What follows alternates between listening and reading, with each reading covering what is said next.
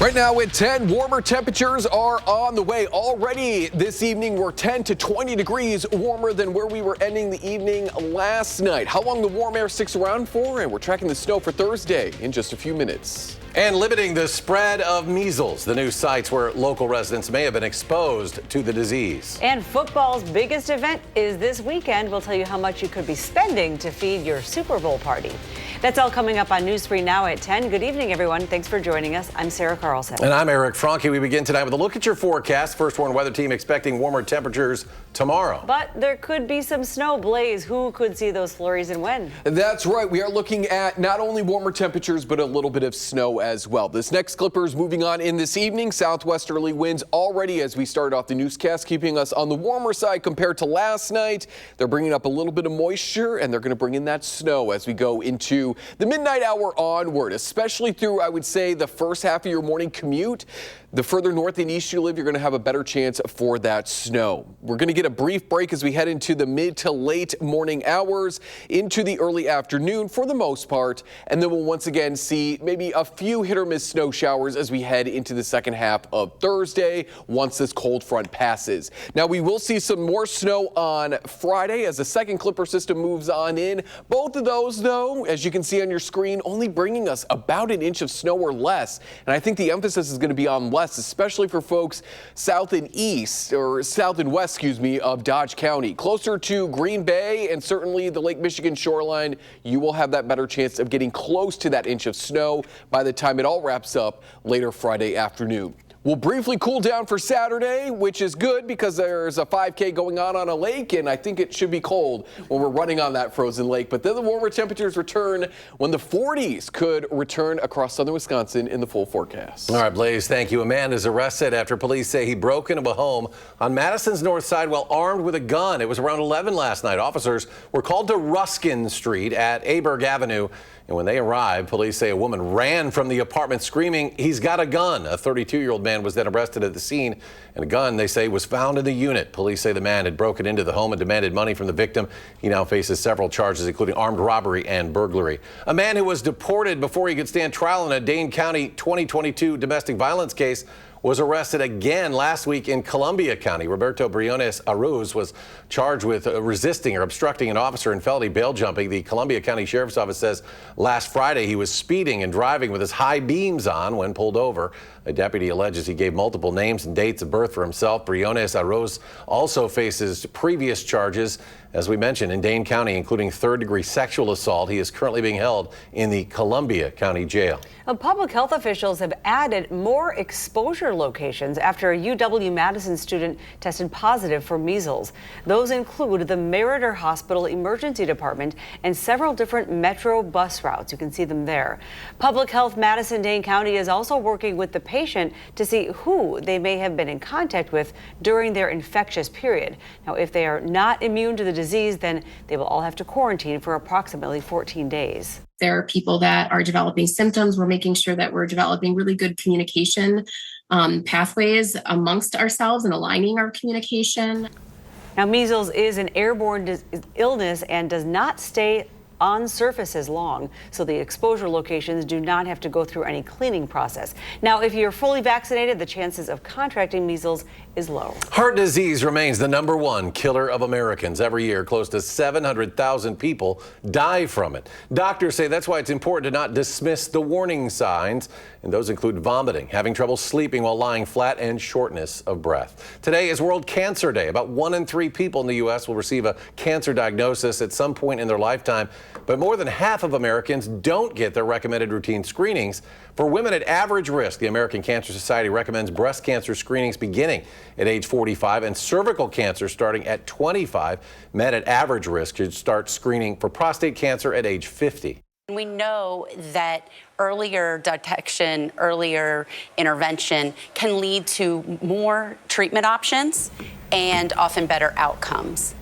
Now, to determine your level of risk, experts recommend talking to your healthcare provider. Organizers at the Social Justice Center are appealing a request from the City of Madison. The Social Justice Center is an office space for other nonprofits and a community resource that provides resources like Narcan and free food. They recently received a letter from the city asking to move one of their benches and a food pantry. Now, while it may be simple, organizers say that goalpost keeps moving. Benches behind you have been here for 15 years, and the food pantry's been here for 6 years. And apparently, they believe that if we remove these items, somehow it's going to cut down in crime in the neighborhood. The City of Madison say that the move is needed because back in 2025, police received 212 calls in that area. Pizza Hut is closing hundreds of locations across the U.S. In an earnings call, parent company Yum Brands said it's closing 250 of the Pizza Huts that they say have been underperforming. That amounts to about 3% of the chain's locations nationwide. Pizza Hut has struggled lately, especially against its biggest rival, Domino's. Yum Brands said in November it was considering various options for the chain, including a possible sale. And a new non-government report indicates U.S. hiring slumped last month. The update from payroll company ADP says the economy added 22,000 private sector jobs. That is about half of what experts had expected. ADP's chief economist says job creation has been slowing for 3 years now, but wage growth has remained stable. The official government jobs data is delayed due to the recent government shutdown. The Super Bowl, of course, means big business, and consumers watching the game at home are expected to spend a little more on their snacks this weekend. Reporter Karen Kaifa is in Washington with a look at what's up and what's down at the supermarket ahead of this Sunday. Football fans hosting family and friends for Sunday's big game will pay a little bit more overall for snacks than last year. The Wells Fargo Agri-Food Institute crunched the numbers on a spread for a party of 10. They found it will cost about $140, up 1.6% from 2025. Wells Fargo Food and Agriculture Chief Economist Michael Swanson says some fan favorites are trending lower. Chicken wings got less expensive thanks to more supply. Avocados are down about 2.5% as well. Nachos are down, the chips are down. Some protein, Swanson says, have pushed higher, like shrimp. We import most of the shrimp that we eat from a bunch of countries like India, Vietnam, Thailand, and it was kind of really low pricing last year, so it's bounced back. So up about 8% from a year ago. And Stu Leonard Jr., president and CEO of the Stu Leonard supermarket chain, says sliders may be the best option for burgers because beef prices are still elevated. Beef market is still a little bit high. It's a little tense out in the market, but that's a supply and demand issue. Wells Fargo also found some fresh vegetables trending higher. Cherry tomatoes, celery, and cauliflower up between 2 and 4%. But there's better news for cheese lovers. You can't have a Super Bowl party without a big cheese platter right here, okay? Dairy prices have been falling, Leonard says, lowering the cost of that cheese platter. In Washington, I'm Karen Kaifa. A newly introduced bill looks to help beer festivals in Wisconsin. In 2023, Wisconsin updated its laws for making, distributing, and selling alcohol, and that included a provision requiring out-of-state breweries to purchase expensive shippers permits to showcase their beers at festivals. And this new bill would allow them to send a limited amount of beer without those permits. We need out-of-state breweries because it's one of the things that sets us apart. Having breweries come into our festival, it's not just the breweries that come in. We're not like a lot of other festivals who have just volunteers that pour beer. We have the brewers that pour beer. We have staff from the brewery that come and talk about their product and their origin story. Now, the bill defines festivals as an event with at least 25 breweries participating. Now, to have out-of-state vendors at a beer festival, the legislation requires the festival sponsors to provide notice of the event's date and time 15 days before it happens. More passengers flew out of Dane County Regional Airport in 2025 than ever before. Airport officials say they served almost 2.5 million last year, breaking the previous all-time record that was set in 2019 by almost 100,000 passengers. The airport is primed for more growth as well this year. Both American Airlines and Delta will soon offer nonstop flights from Dane County to Boston. And next at 10, there's still no suspect in the disappearance of Today Show host Savannah Guthrie's mother. And accusations of corruption. Why President Trump is doubling down on his calls to nationalize elections. And Blaze is back to tell us about snow on the way for southern Wisconsin. Stay with us.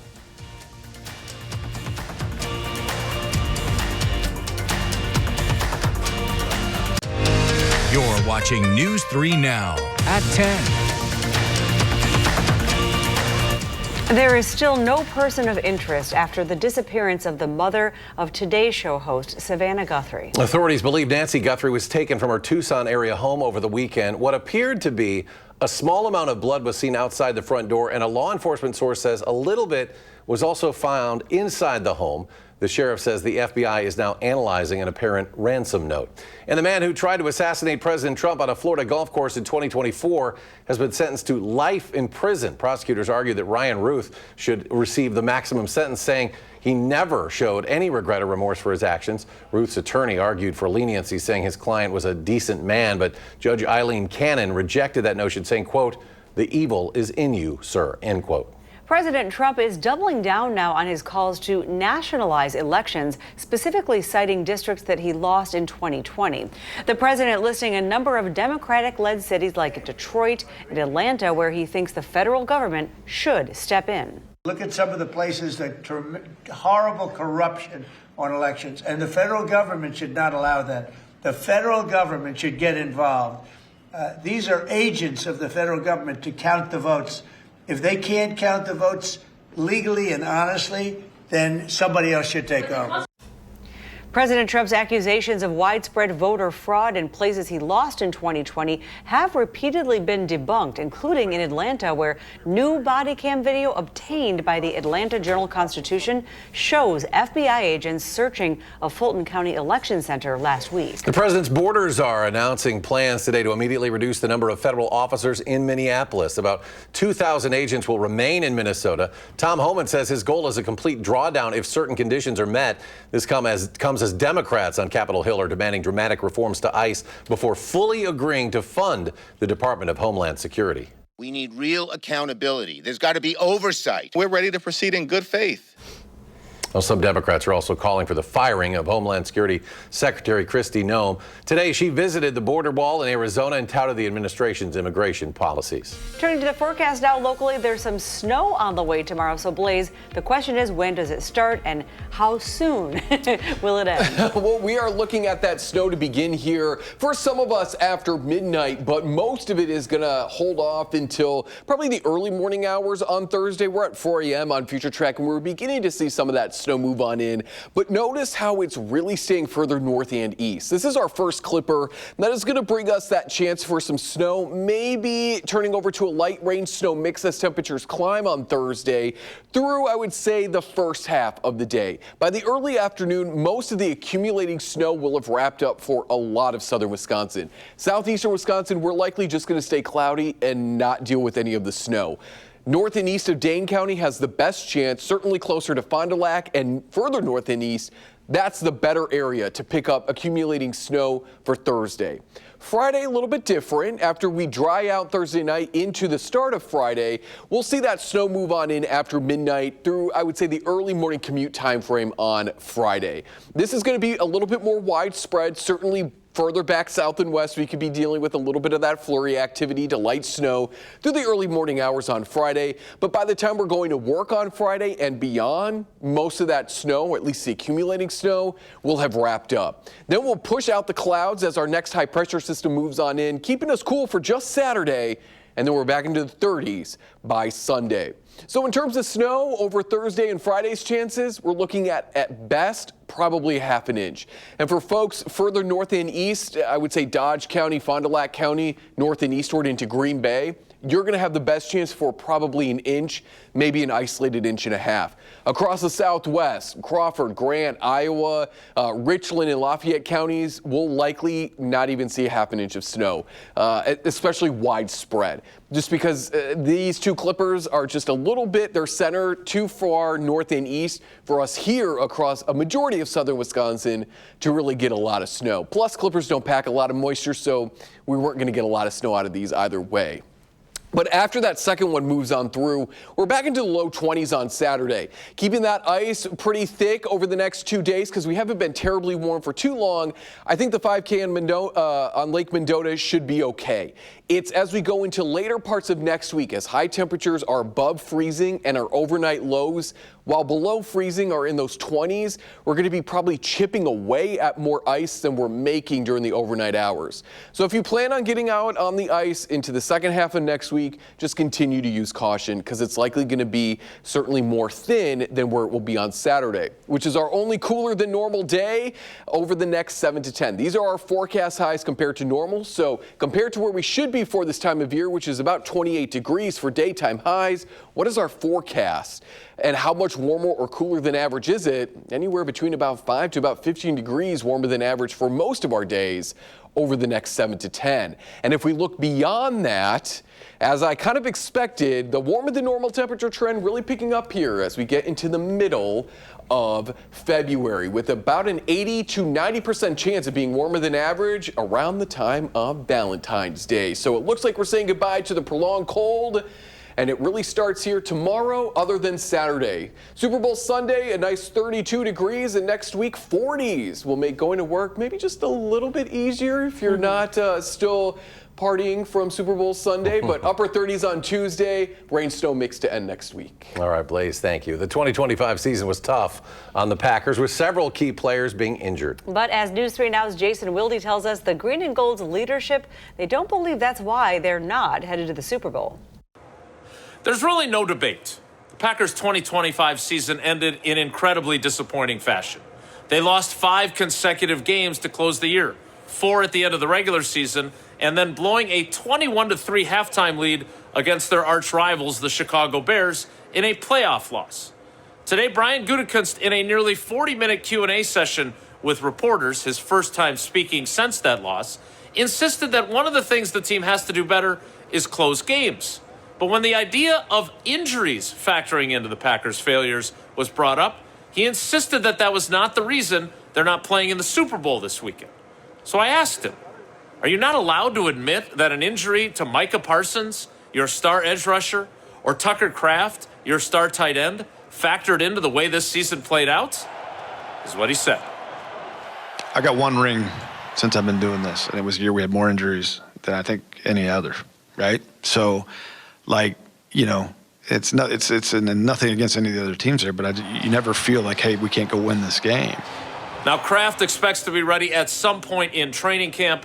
Micah Parsons is shooting for sometime in September to return from his injury, but he will not be ready for the season opener. In the meantime, the Packers have plenty of other things to worry about, including most of their 2022 draft class hitting free agency and getting accustomed to a new defensive coordinator, as Jonathan Gannon takes over for the very popular Jeff Hafley, who departed to become the new coach of the Miami Dolphins. We've got more from our Q&A with Goody on our website, channel3000.com. And while you're there, make sure you sign up for our Packers newsletter, which delivers our coverage directly to your inbox. In Green Bay at Lambeau Field, Jason Wilde, channel3000.com. All right, Jason, thanks. And some action tonight on the hardwood at the Kohl Center. Yeah, and possibly some history, too. Still to come in sports, Wisconsin women's basketball trying to do something that they have not done since before the Kohl Center was built. Next in sports.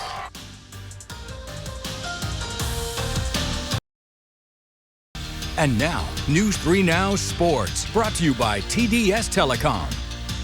It's been more than 40 years since Wisconsin women's basketball has won 12 of their first 13 home games in a season. Tonight they had the chance to do just that. Robin Pinchton has her Badgers buzzing. This one was tooth and nail from the tip, and Lacey Steele stacks the triple late in the first half. She'd finished with a dozen, and then right before that first half buzzer, Kira Daniels just does get it off, and it counts.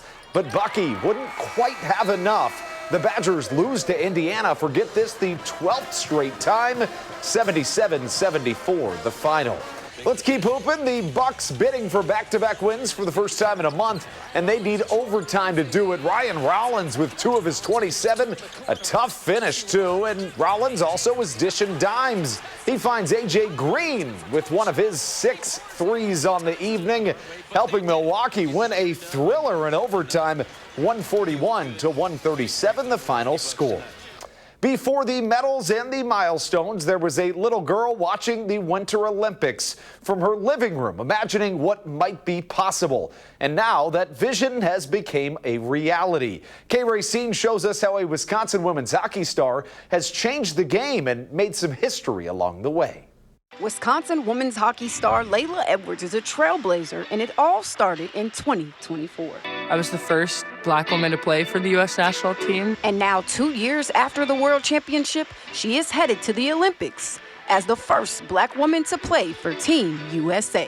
When they watch me play, I hope young Black girls and athletes of color see an incredible hockey player, but more importantly, an incredible person, leader, and role model. Edwards is in Milan now preparing for the Winter Olympics, a vision she's had since elementary school. It's something I've dreamed of since 2014 when I was watching the Winter Olympics. And her parents couldn't be more proud. And you can almost see it. It's like opening ceremony, watching her walk with all of those athletes that are representing their countries.